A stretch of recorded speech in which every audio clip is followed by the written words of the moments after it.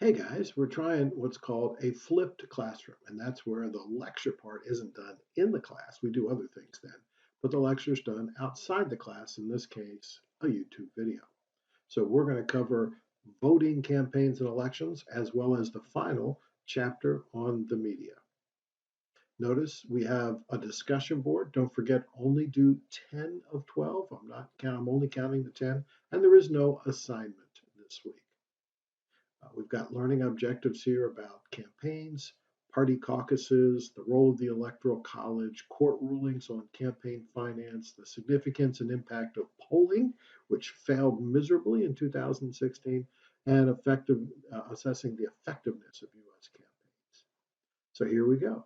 The Constitution and the founders really were not fond of the democracy. Remember, we're a republic, a government of the people. Senators were not elected directly at all. State legislators picked them. That was changed by a later amendment. President, still not directly elected, done through the Electoral College. House of Representatives member are, that is the people's, the Democratic House elected every 2 years. Suffrage is something, as you well know, started out with male land owning Protestants typically. And so that's been changed over the years to expand it. That's one of the hallmarks. That's how we feel we're more a democracy than a republic because we've expanded those who can vote. So, why Americans don't vote? So, we have lower voter turnout, particularly among younger people, among poor, those with less education, racial minorities. So why don't they vote? Well, the whole notion of registering. Voting on a Tuesday is often difficult. There's lots of elections, primaries and general elections, special elections.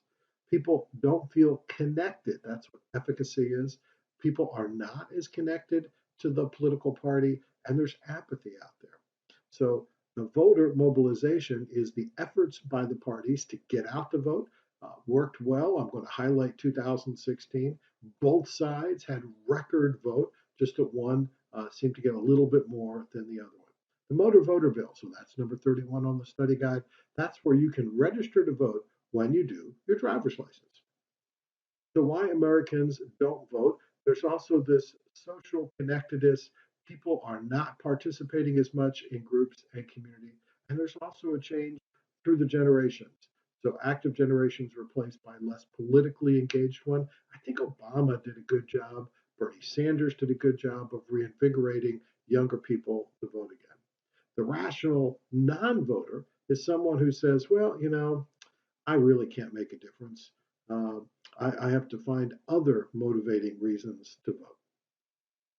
As you can see, voter turnout here, voter turnout in presidential elections, a little bit above 50. Sometimes it gets above 60. Look at the 1960 election, Kennedy and Nixon. There's one that really generated a lot.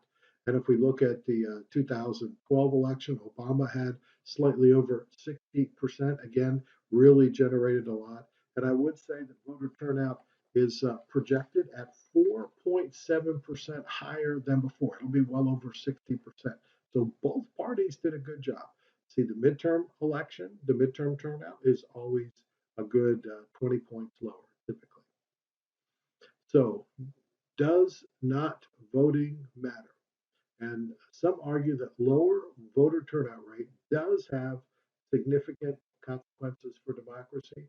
It doesn't connect people to government. There's the whole legitimacy of the elections. So it is important for people to vote, and people that don't vote don't feel as connected with the government. So, how voters decide. There are three kind of linchpin reasons why people vote. Number one is just their party identification. That's been the longest one, Democrats and Republicans, and I'll talk a little bit more about that later on. Then the second is the particular candidate involved. So, whether it's a president, a senator, or a mayor, or a city councilman, that voters get clear opinions about their impressions of the candidate, how they're able to handle the job. And then thirdly is issues. So there are specific issues that people want to vote on. For example, who's going to put people on the Supreme Court? Or how do you feel about health care? Those were key issues in the 2016 election. So prospective voting is the notion that you're going to vote on a well-informed opinion with the consideration of how the future is going to turn out. But most Americans tend to be retrospective voters. That's number 32. They're going to have their voting decision on reactions to past performance that either approve the status quo or signal a desire for change. And again in 2016, Hillary Clinton was seen as the status quo and Donald Trump was seen as an agent of change. Agree with him or not, and there were many people who disagreed with him, still voted for him because they were registering a vote for change. Presidential elections, and we happen to have one in this particular class. So, four stages. First is the pool of eligible candidates, like 17 Republicans. Then it's narrowing it down through a nomination process leading to a national convention. And we had the one in Cleveland right here for the Republicans, Philadelphia for the Democrats. Then there's the general election campaign, one of the dirtiest, hardest fought campaigns in our history, and then validating the results through the Electoral College, which will happen in December. So the invisible primary, number 33, is early attempts to build campaign before declaring candidacy. If you're running for president, on average, you have to raise $1 million a day. $1 million a day. So many people fall out because they get 3%, 4%, 5% in initial, voter image type things. And so their early attempts to build get kind of overlooked by other candidates, and then they drop out. So presidential candidates, again, pre-primary season, that's all about credibility and raising money for your organization. And now let's look at parties and caucuses. So the party caucus, number 34, is a local gathering of party members to choose convention delegates. That's one way to do it. Iowa does it that way. Some of the New England states do it.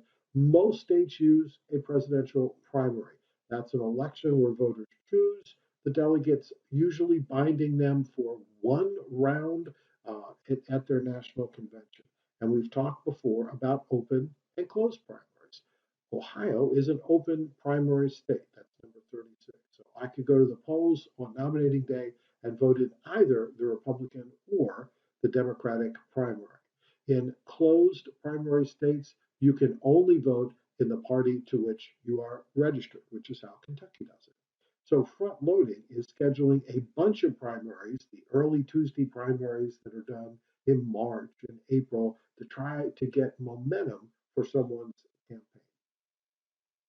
The general election strategy. So as we looked at the Win 270 site and you yourself picked out how to pick a president of the United States, notice that the key part was swing states. And we can name some of the swing states in the presidential election. That would have been, um, let's see, Texas, obviously Ohio. We talked a lot about that when we had our class on that. Uh, Florida is always a swing state. Now there were some states that were considered safe states that turned out to be in jeopardy, and that was Pennsylvania and Michigan and Wisconsin. And all of those went towards Donald Trump, and that really was an interesting part of the election. I'll talk a little bit more about it as we get through it. So, who runs the campaign? Donald Trump made it look like his family ran the campaign. That was kind of an image that he put out. But all campaigns are run by professionals, especially presidential, senatorial, congressional campaigns are all done by professionals. So, presenting the candidate, having a clear understanding of strength, and the need to follow polls to make sure citizens, remember, tracking polls as they go along. So, here's some key items for the test here. Swing voters, about a third of the electorate, undecided. And I'd say in this 2016 election, that swing voter stayed a swing voter for a long time, many of them not liking either candidate. So a valiance issue, number 40, is where the voter and the candidates share the same position. For example, feelings about healthcare reform or feelings about recovery and getting Oppo research is getting a background on a candidate. Position research or issues where the parties and the candidates differ. Healthcare is a good one, where the Republicans would like to scrap and start over, and the Democrats want to tweak. A wedge issue is a controversial issue that splits the other party's voters. So you'd like to throw a wedge issue out there, hope it happens, because then it puts the party in kind of disarray. In the Democratic primary, when you had Bernie Sanders and Hillary Clinton, the economy and liberals and taxing people with high income groups was definitely one that wedged the Democratic Party. And much as Hillary tried, it was hard to get the Sanders people to connect. So issue ownership is the tendency of one party to seem more competent on an issue. The Electoral College, the confusing Electoral College, so we did it with the 12th Amendment in 1803. The original scheme was the person who won as president, the person runner up was VP. But today we put both the president and a VP on the ballot. So this was created to kind of hedge our bet on a direct election. So the Electoral College is basically 48 winner take alls, and I talked about Maine and Nebraska having kind of split one. The electoral votes match the congressional delegations. 270, as you know, is the number to win from 538 votes, 438 congressmen and 100 senators. The House decides in the absence of having a majority. That only happened one time in 1825. So, criticisms of the Electoral College, it does discourage voter turnout. People don't feel that connected to it. It does incentivize restricting the franchise. Swing states get a ton of attention. Ohio loves it. We get dozens of visits from presidential candidates, but I can tell you, Alaska did not get too many visits. It does favor the less populous states just in terms of the numbers and disadvantaged third parties. They're hard to get in. So the advantages, it allegedly prevents urban dominance. The rural can speak up. This election was one that really demonstrated that. 2016 promotes two-party stability. If you can't win a state, you don't get any electoral votes. So despite getting 3, 4, 5% of the vote, the Libertarian Party doesn't get any electoral college, and it does protect the minority interest. So here's the big picture on how it works in the 528. They're showing here the Obama against, 332 against Romney, who got 206. So remember, I called it at 319. I figured one or two less states. And then we see today, even though it's not settled yet, Donald Trump is already at 279, which was, quite good. A surprising election. So if you look at the map here, you see, blue on some of the edges, a little blue in the south. These are urban areas and a lot of red dots. By county, uh, most counties, by county, are Republican, are red. And then it's the fact that the larger counties in the urban areas are deeply blue, and they compensate for the red that's in that state. So if you look at the key states here, look at Florida, for example, where you had Miami-Dade County not getting enough vote out to compensate for the panhandle. You had Pennsylvania, where Philadelphia and Pittsburgh did not get enough vote out to compensate for the rural areas. In Ohio, Cleveland, our own Cleveland and Cincinnati did not get the vote out. In Michigan, Detroit did not get the vote out. Wisconsin, Madison, and the University of Wisconsin there did not get the vote out. Interestingly enough, in Colorado, did get the vote out. Nevada, there were the cities, basic cities like Denver got the vote out. Illinois, great example. Chicago really got the vote out. But that meant that Hillary won those last three states, Nevada, Colorado, and they got Las Vegas and Reno there, and then Chicago for Illinois. But the failure to get African American votes out in the Midwest and Latino votes out in Florida was the doom for Hillary Clinton. She just did not have enough urban voting with a large enough margin. She was getting 60, 64, 66, 68% in the cities, which normally is fine. But Donald Trump was getting 75, 70, 68% in the rural areas. And those rural areas just kind of accumulated over time. So who were the voters? You can look here by gender from the 2012 election. I think a lot of this is pretty well the same for 2016. If you look at the issues on the economy, the deficit, healthcare, and foreign policy, again, those split the same pretty much. in the election in 2016, national issues, medical marijuana did, and even recreational marijuana did very well. People wanting to moratorium or abolish the death penalty did not do well. Anybody that had any health care on a ballot got totally killed, 80 to 20 typically. Those are some of the issues that voters voted on. So the media and general election, we had one of the toughest campaigns in 2016. Lots of not just negative advertising, which used to be the place where this is, but candidates saying very negative things. People would think unprofessional things. I would say from Trump's perspective, it was very much talking in ways that people shocked people. I think that was part of connecting to an audience that said that he isn't following the general norms, and that signals that he's a change person. That was a deliberate strategy on his part. Notice the text says debate performance is very much important. I would say in this election, debate performance turned people off more than anything else. So the money thing, this is interesting. 2012, the campaigns are at 1.9 billion.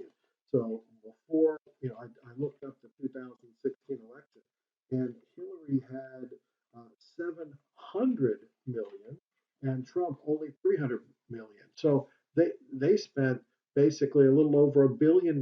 So money had been going up and up and up and up, but very deliberate by Donald Trump to not spend as much money on the media and really focus that on the social media campaign.